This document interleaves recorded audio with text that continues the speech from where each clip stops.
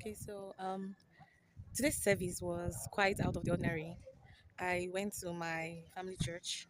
My second dad celebrated his birthday on Tuesday, so today was the birthday Thanksgiving, and he turned 68 years. So the sermon that was preached today was preached by a 75-year-old man, and there's something I noticed about elderly preachers. Like there's just this ancient wisdom that they usually preach with, and it's I don't know, it's something that I can't even explain.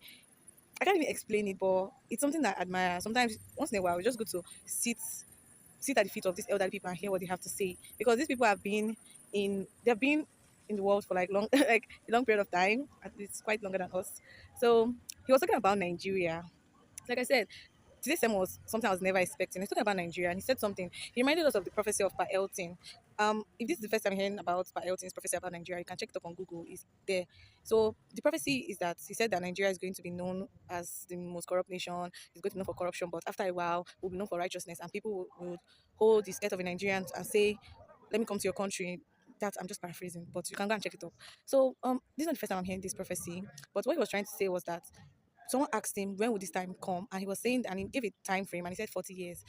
So if you calculate from the time this prophecy was given, next year is going to make it 40 years. And I was like, damn, that blew my mind. So then he now said something like, he said, yeah, so he was saying that he gave a reference from the Bible where God told Abraham that the children of Israel are going to spend 400 years in another man's land, and that was Egypt. But they ended up spending 430 years there.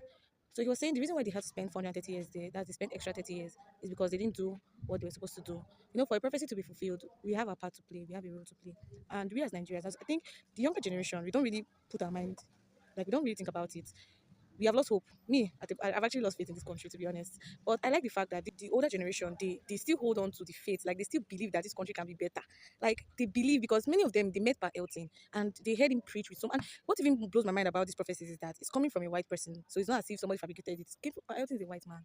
And another person also talked about Cindy Jacobs, where she gave a prophecy about it. And this woman, she schooled in US, and she was in a conference where she was the only black person there, and St. Jacobs gave a prophecy about a black nation, the same, in line with the same by Elton's prophecy.